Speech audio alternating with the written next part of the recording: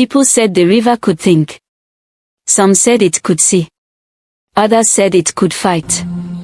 But no matter what anyone believed, one thing was true: the river never failed them.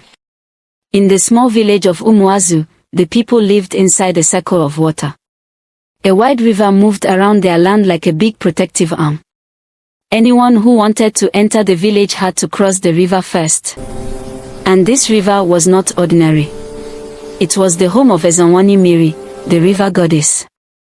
From the time of their great-great-grandfathers, the villagers believed the goddess was their savior. Every year, they brought food, white cloth, and palm wine to thank her. The priest poured the wine into the river, and the water always carried it away smoothly, as if the goddess was drinking it. The people felt safe. No evil spirit crossed the river. No sickness came from the forest. Even wild animals avoided the village. The villagers always said, if the river is happy, the village is safe. And for many years, it was true. Whenever trouble came from other communities, the river protected them. Once, a group of thieves tried to attack at night, but they could not cross the water. Another time, a strange disease spread across nearby villages, but Umuazu was untouched. People believed the river guarded them like a mother watching her children. Because of this, the villagers trusted the goddess with their whole heart. Children grew up hearing the same story: respect the river. Honor the goddess. She is our shield. But soon, darkness began to rise. Their neighbors, the people of Okporo, grew jealous. While Umuazu lived peacefully, Okporo had drought, hunger, and sickness. They began to blame Umuazu. And so, a seed of war was planted. The villagers of Umuazu did not know that their greatest test was coming. And they did not know the test would come not from enemies outside the river, but from someone inside their own village. Someone who would one day open the door that the river goddess had closed for centuries. The war started quietly, like a whisper in the wind. At first, the people of Okporo sent small groups of warriors to test the strength of Umuazu. The warriors marched toward the river and tried to cross. But the moment they stepped into the water, something strange happened. The river rose. It twisted like a giant snake. It pulled the warriors under before they could shout. When the water became calm again, nothing floated up. The warriors were simply gone. News spread like wildfire. The people of Umuazu rejoiced. The goddess has fought for us, they shouted. Mothers danced. Drums echoed across the land. Even the oldest men said they had never seen such a miracle. But Okporo did not stop. A few days later, they came with more warriors. This time, they brought charms, palm leaves, and strong medicine men. They chanted, beat drums, and tried to weaken the river's power. The river did not move. When they stepped into the water, the warriors sank again. Not a single one returned. Fear entered the heart of Okporo's leaders. They began to wonder, what power protects this village? They knew they could not win until they understood the mystery behind the river.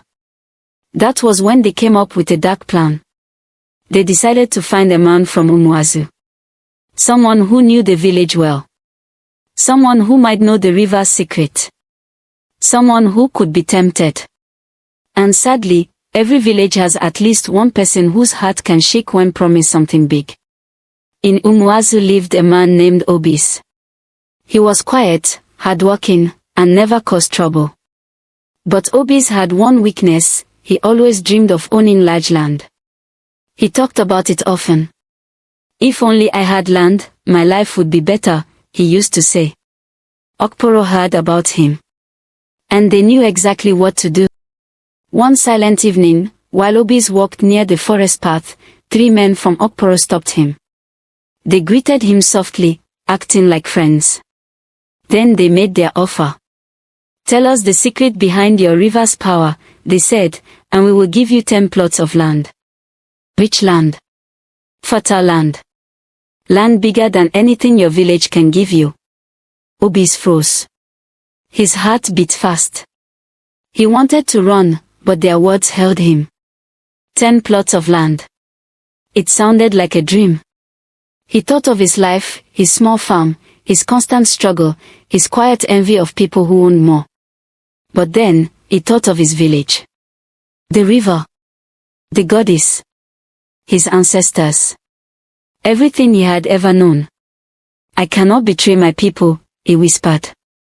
The men smiled slowly. We understand, they said. But think well. This is a chance you will never get again. For many days, Obis could not sleep. The promise of land filled his mind like smoke. He tried to pray. He tried to forget. But the thought stayed. One night, he made a choice that would change everything. He returned to Okporo. His voice shook as he revealed the secret. The river rises when strangers step inside because the goddess listens to the voice of the priest. The priest prays every morning by the water. If the priest is stopped, the river cannot hear. The men nodded.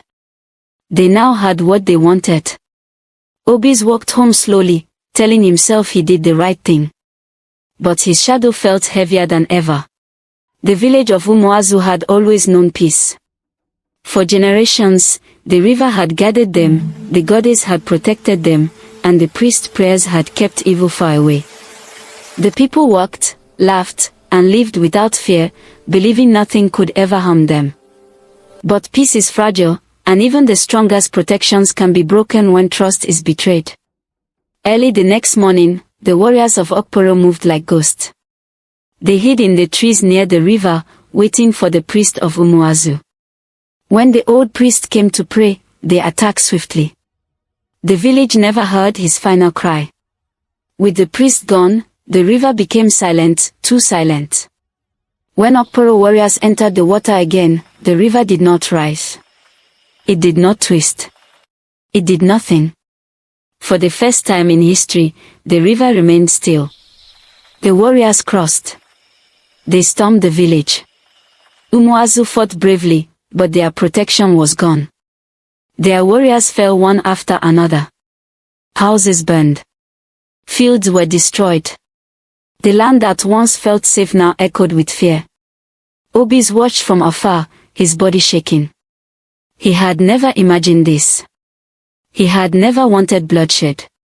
He only wanted land. But the river goddess saw everything. After taking the land, the leaders of Okporo turned to Obis. You will now give me my land? He asked with a trembling voice. They looked at him coldly. How can we trust a man who betrays his own people? Before he could speak again, they struck him down. His body fell beside the same river he had betrayed. That night, the river rose slowly, not in anger, but in mourning. It carried the priest's staff to the shore, as if to remind the village of what was lost. Umuazu was gone. Their protection was broken. Their trust shattered. And from that day, mothers told their children, a village can survive enemies from outside. But no village survives a traitor from within.